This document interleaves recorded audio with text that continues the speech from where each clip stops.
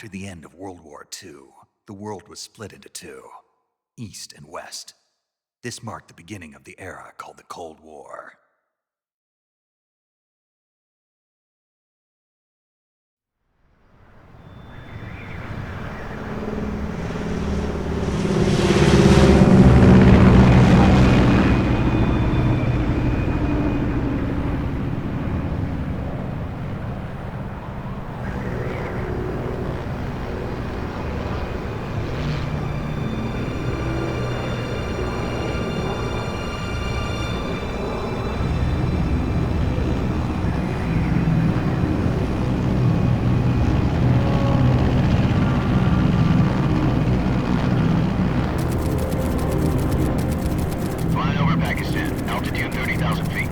Approaching Soviet airspace.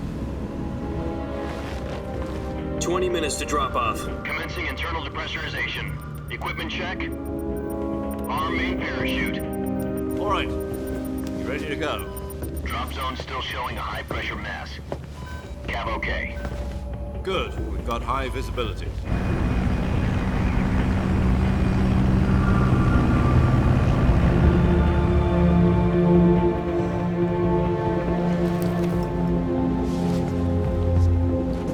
Put out that cigar.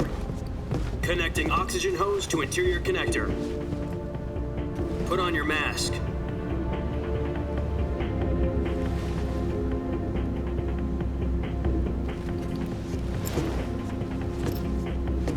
Does this panty waste know what he's doing? Approaching release point. 10 minutes to drop off. Hey, are you deaf? He said put out the cigar and put on your mask.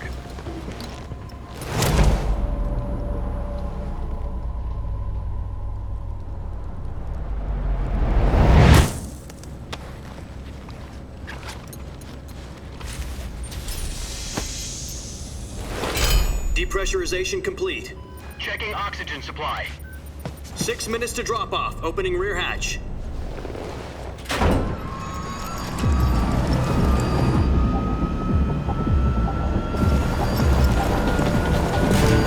Sunrise.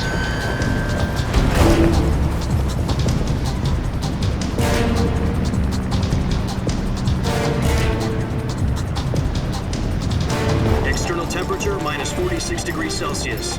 2 minutes to drop off. Stand up. You'll be falling at 130 miles per hour. Try not to get frostbite from the wind chill. 1 minute to drop off. Move to the rear. Activate the air bottle. This is one for the history books. The world's first halo jump. 10 seconds to drop off. Stand by. Status okay. All green. Prepare for drop-off. Countdown. 5, 4, 3, 2, 1. Spread your wings And fly. God be with you.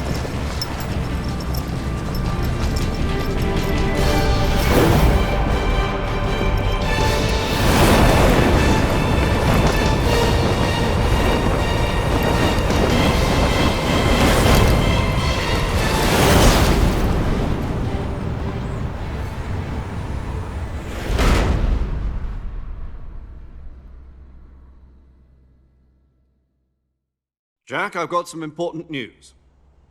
The head of the CIA has finally given us the green light for the virtuous mission. Virtual mission?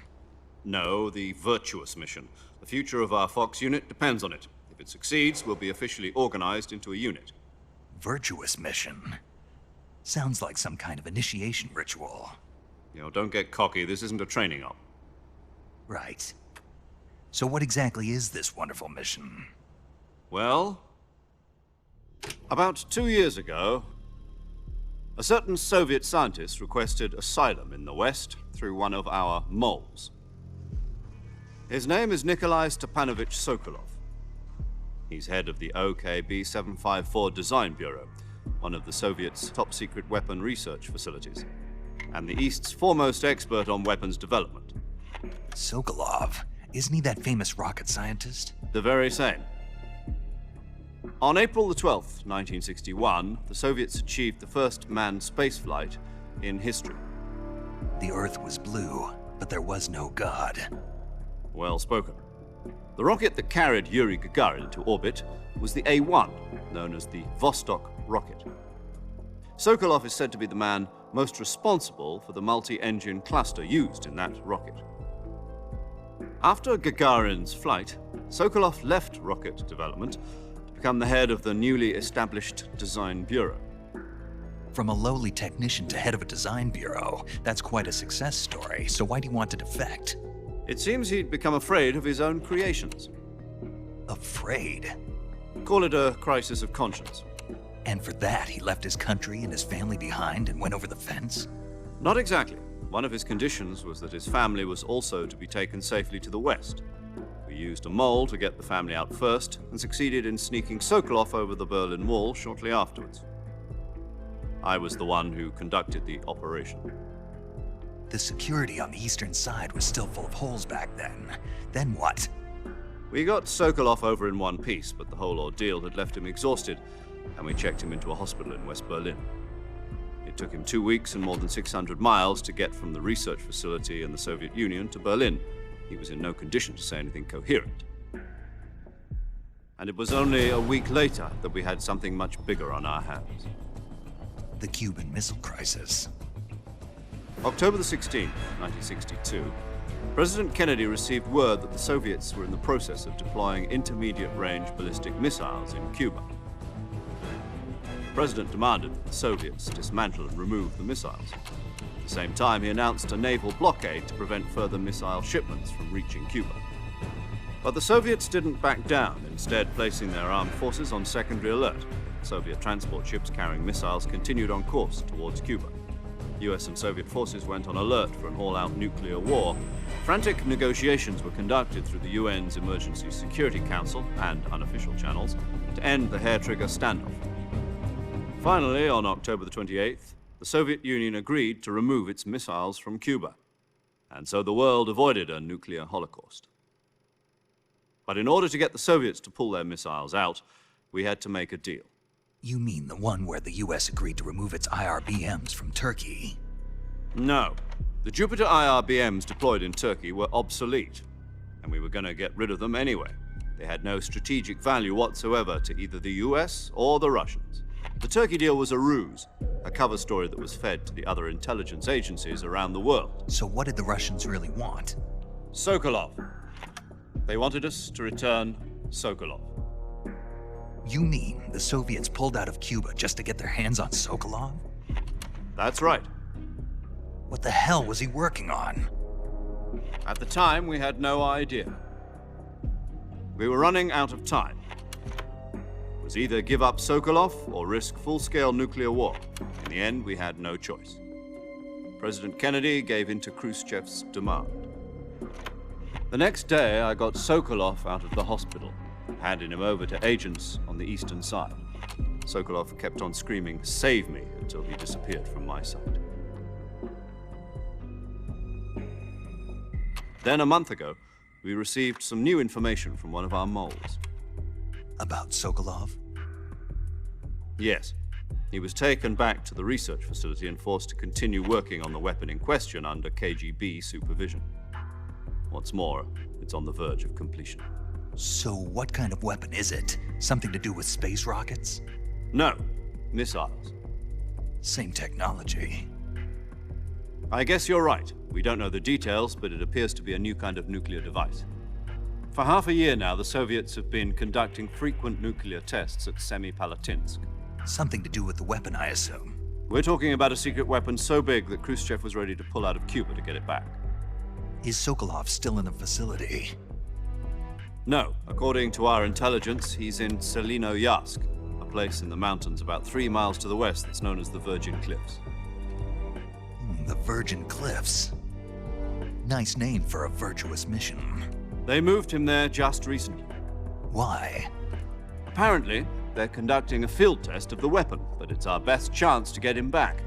This mission would never have been possible if he was still in the research facility. This is our last chance. Sokolov must have known that too when he contacted us.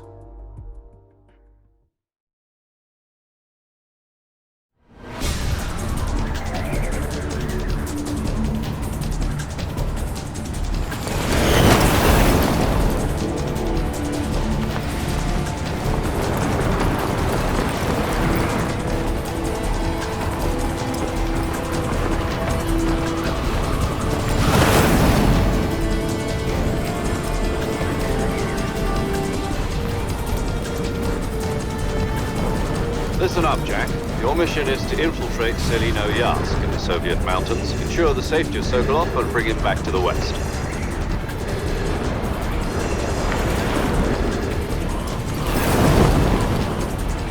If we don't get Sokolov back before that weapon is complete, we'll be facing a major crisis. The clock is ticking.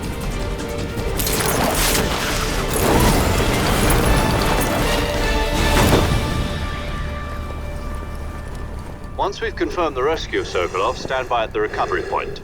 A recovery balloon will be dropped at that point. Helium will be pumped into the balloon to inflate it. The process takes about 20 minutes. Once it's complete, the gunship's arm will latch onto the balloon and pull it up. The Fulton surface-to-air recovery system. I'm familiar with the theory. Take it easy. It's been combat proven. Do you think Sokolov is up to it? The shock will be less than during a parachute jump, and the arm can handle up to 500 pounds. So you're planning on going over the border in a single combat Talon? She's equipped with two 6-barrel 20mm Vulcan cannons, as well as two 40mm machine guns. Sounds like she could hold her own against a battalion of tanks. Even with the fuel in the reserve tank, we're facing a 4-hour time limit. If all goes well, it shouldn't take more than a few hours. Home in time for dinner. But if anything goes wrong, you'll be eating dinner, breakfast, and all the rest of your meals in the jungle.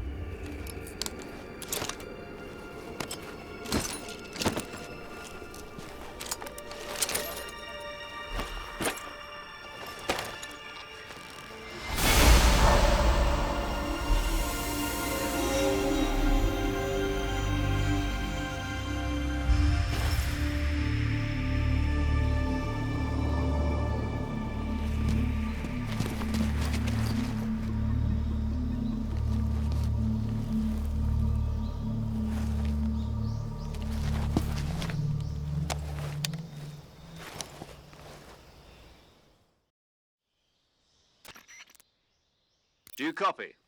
You're already in enemy territory, and somebody might be listening in. From here on out, we'll be using code names to refer to each other. Your code name for this mission will be Naked Snake. I'll be referring to you as Snake from now on. You're not to mention your real name. Snake? What, you don't like snakes? What do you mean? Well, you've eaten one before, haven't you? In survival training. I'm glad to hear that. I don't know if I'd ever order one in a restaurant, but... Be careful, you might not have a choice. What about you, Major? What should I call you? Let's see. I'll be Tom. Call me Major Tom. This will be a sneaking mission. You must not be seen by the enemy. You must leave no trace of your presence. Is that clear? This kind of infiltration is the Fox unit's speciality. In other words, weapons and equipment are procured on site. That goes for food as well. You're completely naked, just as your name implies. Great. Now I see why you asked me if I like snakes. I suppose calling me Snake was your idea of a joke, too. No. There's a good reason for that. I'll tell you later when the time is right. Gotcha. Getting back to the subject, how exactly am I supposed to feed myself? You've been issued a knife and a tranquilizer gun. Use them to hunt for food. You'll also find some medical supplies in your backpack. Yeah, about the backpack. I lost it in a tree on the way down. I see. Well, you'd better go back and get it then. You know where it is? No problem. I can see it from here. It's stuck on a branch.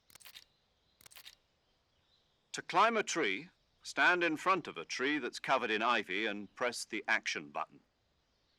I'll be monitoring your progress over the radio. We can't risk violating Soviet airspace, but I'll be in the gunship. My frequency is 140.85. I'll give you a call if I need to talk to you. If you need to talk to me, use the send function. Okay, Snake, go get your backpack.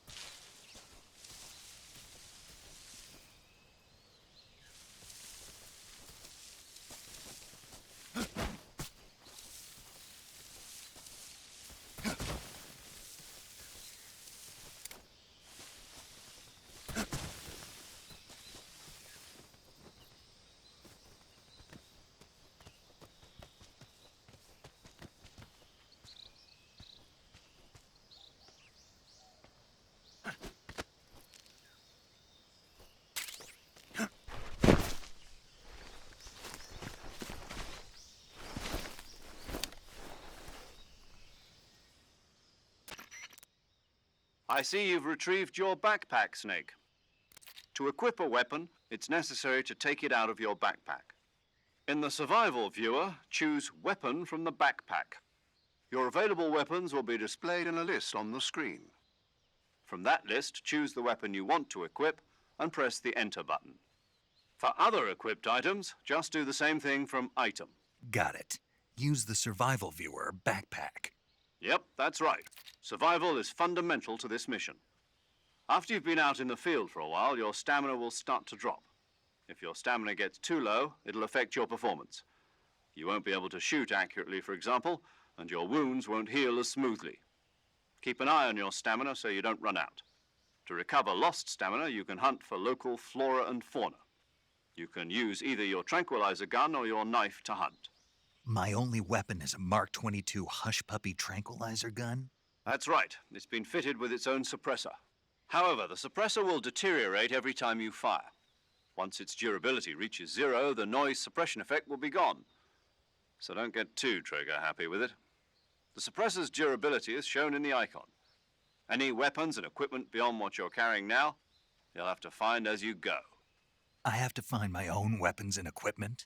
Whose crazy idea was this anyway? Solo covert actions are standard Fox operating procedure. You can't leave any traces of your presence. No weapons, equipment, footprints, sweat, or bodily wastes.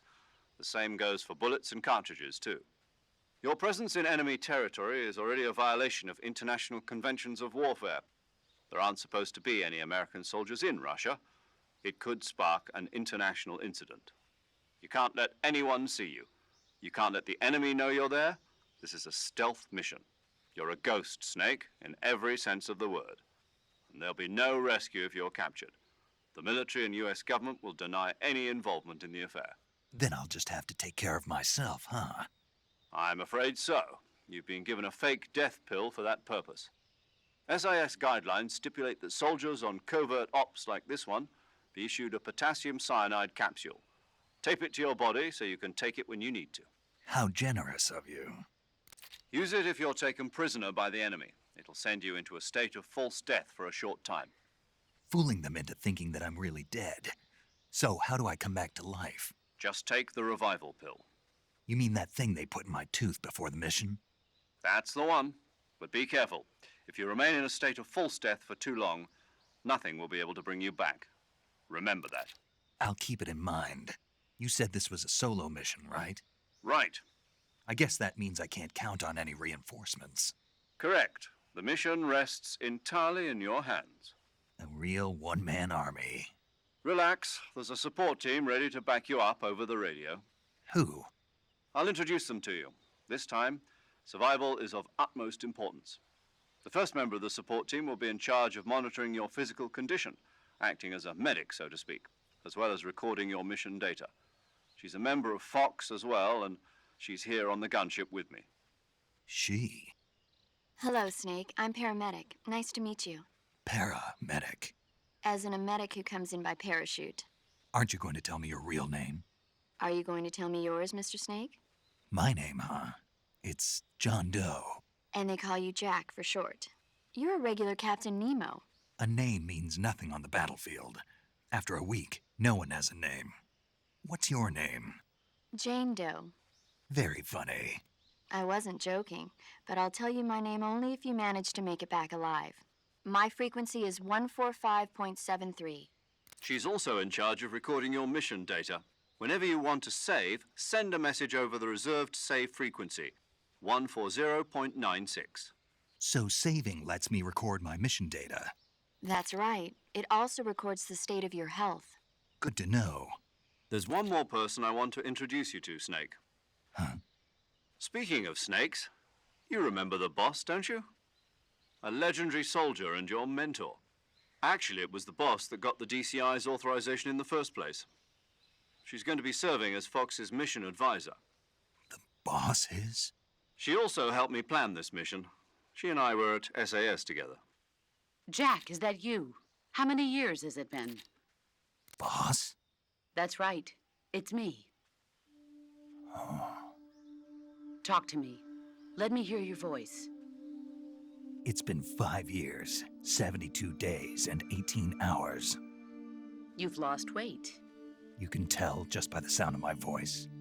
Of course I can. I know all about you. Really? Well, I don't know anything about you. What's that supposed to mean? Why'd you disappear on me all of a sudden? I was on a top-secret mission.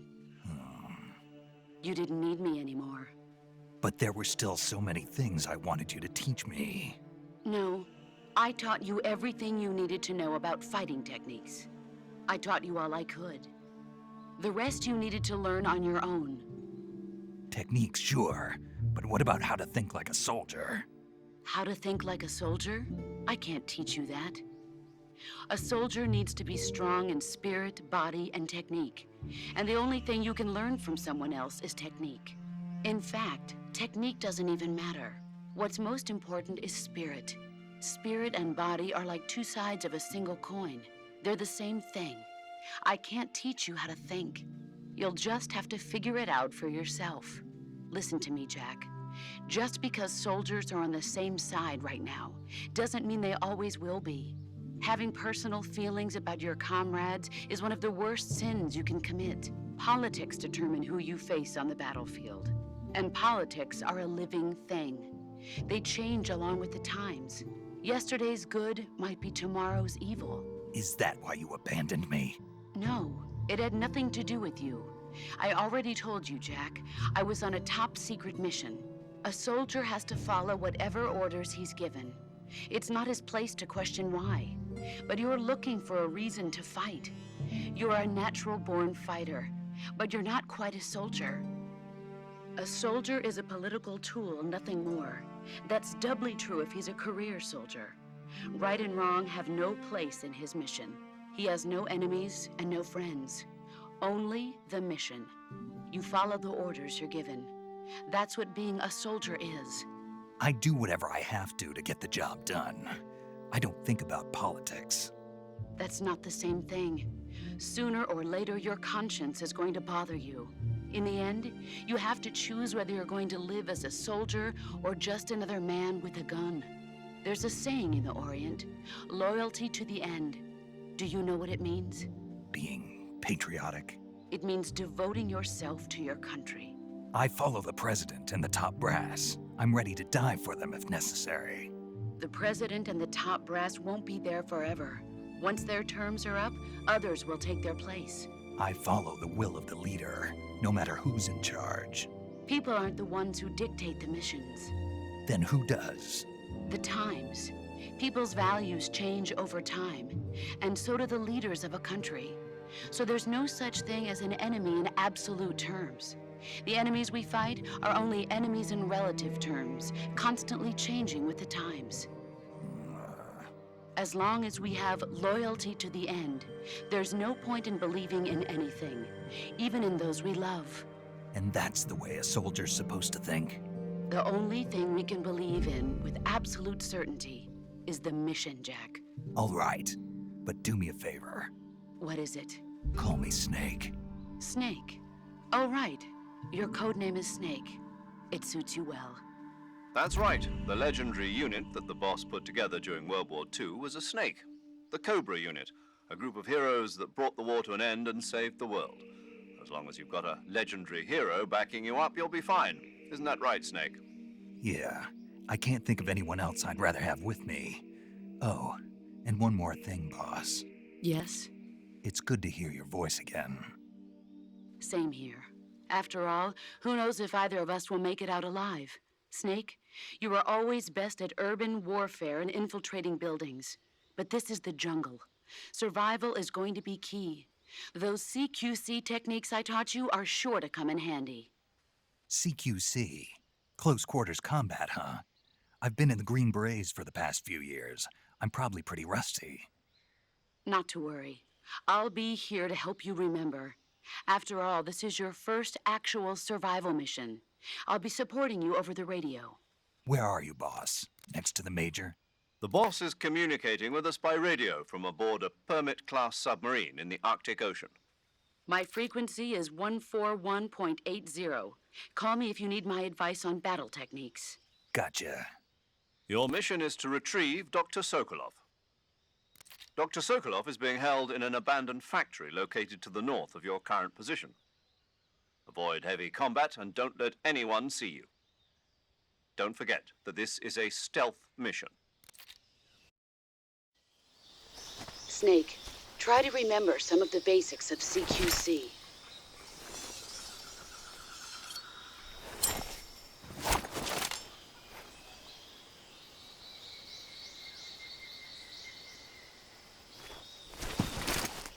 Commencing virtuous mission now.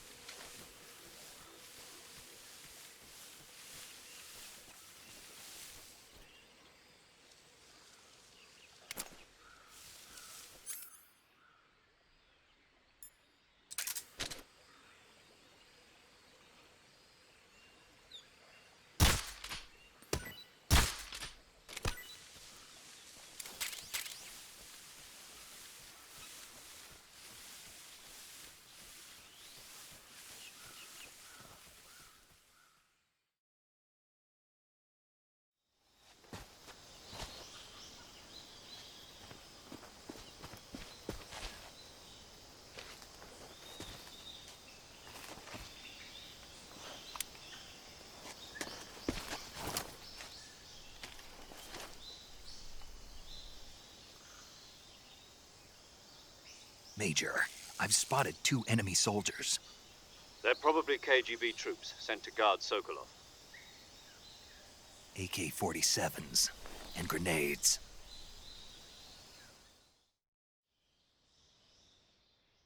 Snake, your presence in Soviet territory is already a violation of international law. We can't let the Kremlin find out that the CIA and the American government are involved. Contact with the enemy is strictly prohibited. Don't engage them in battle either. This is a stealth mission. Got that? The Major is right. The point of this mission is to sneak through the jungle without being seen. The success of the mission depends on how well you use your camouflage. Change your camouflage by selecting Camouflage from the Survival Viewer. The Uniform option lets you pick your uniform, while the Face option lets you change your face paint. Choosing camouflage that blends in with your surroundings will help you conceal yourself more effectively. Also, don't forget that anything that moves will stand out in the jungle. If you just stand up and run around like an idiot, you're bound to be spotted. But if you crawl instead, you should be able to sneak by without being noticed. You can see how effective your camouflage is by looking at the Camo Index. The Camo Index shows how well your current camouflage blends in with the surrounding area. The higher the value, the harder you are to spot, and vice versa. The key is to make yourself one with nature. Keep that in mind as you go along, okay?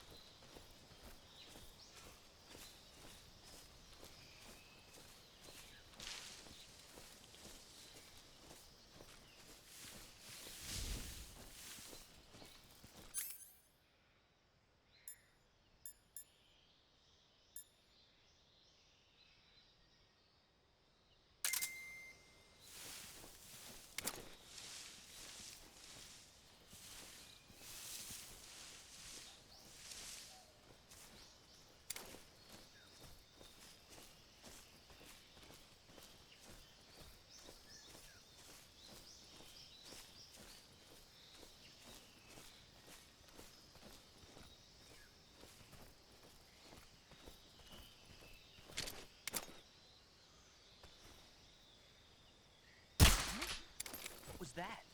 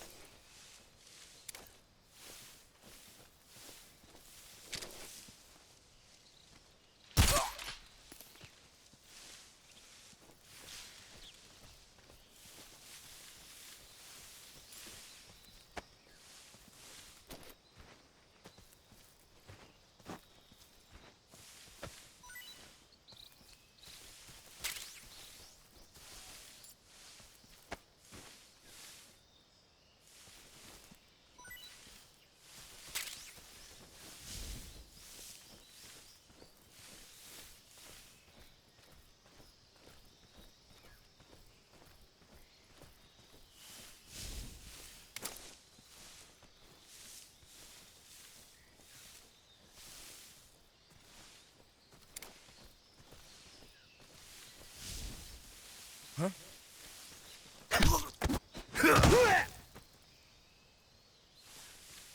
think I saw something.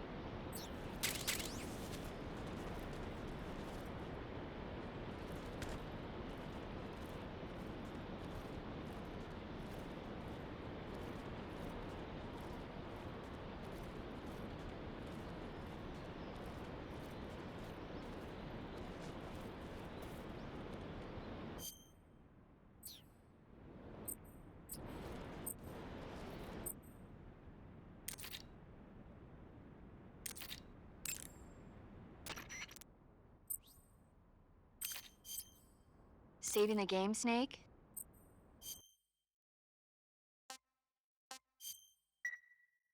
Hey, Snake, you ever heard of Godzilla, King of Monsters?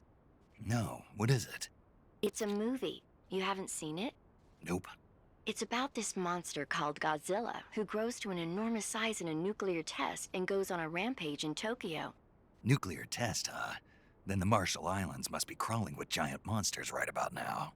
It's just make-believe. Maybe that's why my pants have been so tight lately. Snake, it's a movie, not a report out of Los Alamos. I know. So then what happened?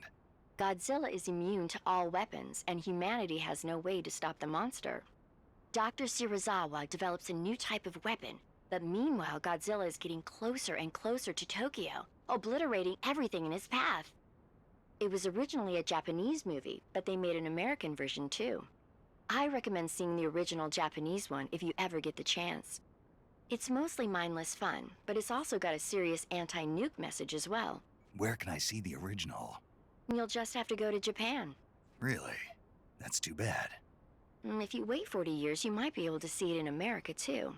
It might even win awards all across the globe in 60 years. Why's that? 2024 will be Godzilla's 70th birthday. You think they're still going to be making Godzilla movies then? Of course. Everybody loves Godzilla. You sure know a lot about movies. I don't suppose you're the movie-watching type, are you? Not really. Okay, then I'll tell you everything I know. When the going gets tough, movies can save your life. It's always good to be able to look at things from a different perspective when you get in a jam. That's the magic of movies. No kidding. Well, I guess it might at least make a nice distraction. That's the spirit, Snake. Have a little fun.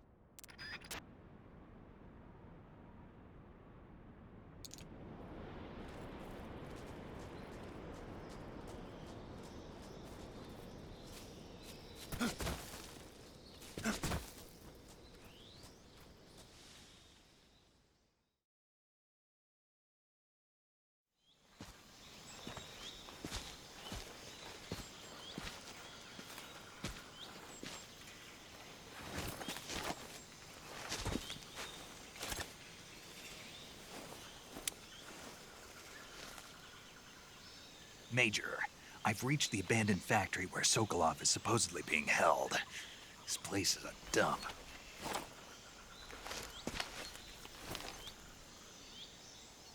I can't see Sokolov from here.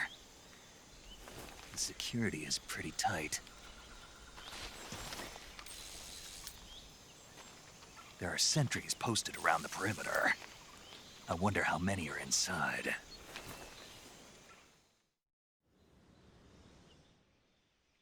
Your objective, Sokolov, is inside the factory. They should be holding him in a room in the northeast section. Northeast section. Got it. Be careful. Your mission is to bring Sokolov back alive. He must not be exposed to any kind of danger. Do not approach Sokolov while in the alert phase. Right. Oh, and one more thing, Snake. You mean there's more? No, it's just that when you get to Sokolov, I want you to tell him something from me. And that is? Sorry for being so late. Is that all? Yes. Understood. Beginning my approach to the target.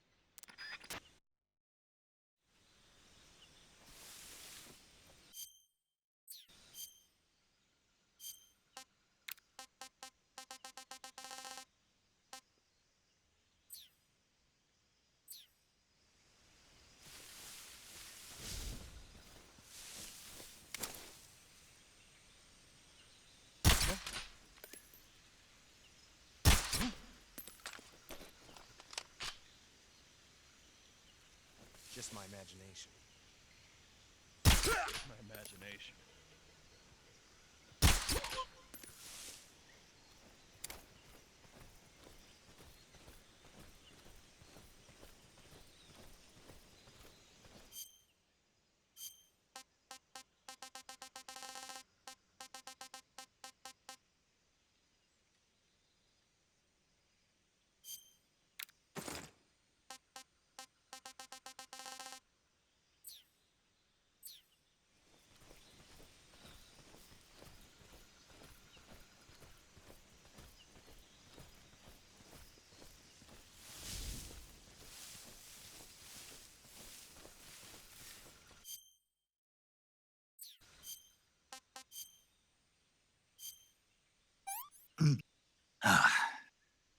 I want some more.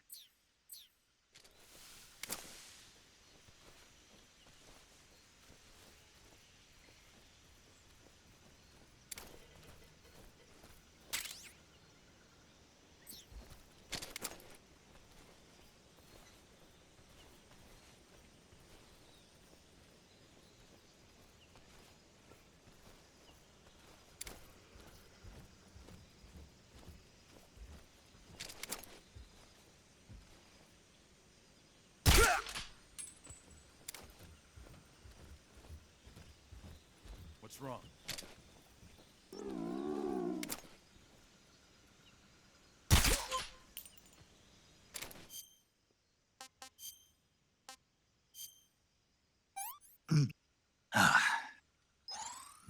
Delicious.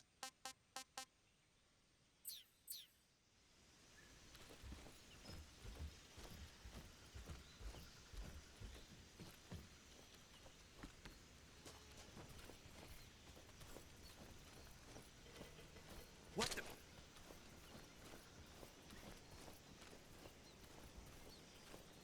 I'm just seeing things.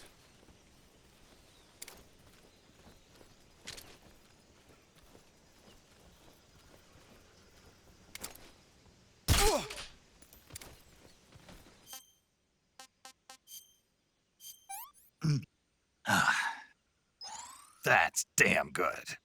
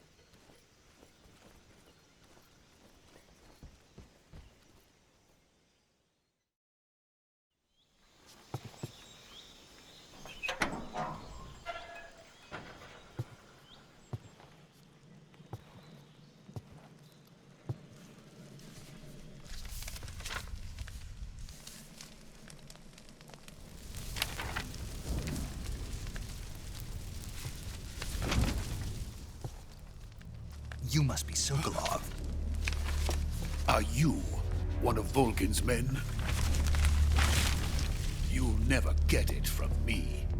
No. I'm a CIA agent. I've come to escort you back to the other side of the Iron Curtain.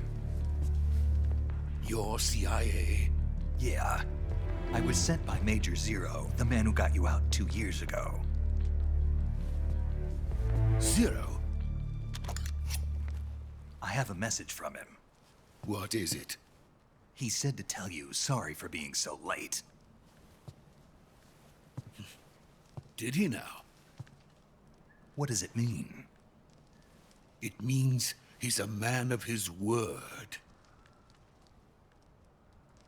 But we've got no time for this. You have to get me out of here before they arrive. Who's they? Colonel Volgin of GRU. You in the West know him as Thunderbolt. Thunderbolt? Never heard of him. He's a member of the Army's extremist faction, a man who seeks to seize control of the motherland. Ever since the Cuban Missile Crisis 2 years ago, Khrushchev has been pursuing a policy of peaceful coexistence with the West. Despite resistance and criticism from hawks in the army and the provincial authorities, Khrushchev has managed to suppress the opposition so far. But the failure of his agricultural policies has put him in a precarious position. And on top of that, the tragedy last November. President Kennedy's assassination. Precisely. In a sense, Khrushchev has lost his biggest partner, and his power base is rapidly crumbling away. A certain group is plotting to use this opportunity to seize power by rallying the anti-government forces, overthrowing Khrushchev, and installing Brezhnev and Kosygin in his place. The mastermind behind this plot is Colonel Volgin of the GRU. he has control over another secret weapons research facility much like this one, OKB-812, known as the Granin Design Bureau, and is using it to further his plans. But that is not enough to satisfy him. Now he's plotting to seize the secret weapon I have been developing here and use it as leverage in his bid for power.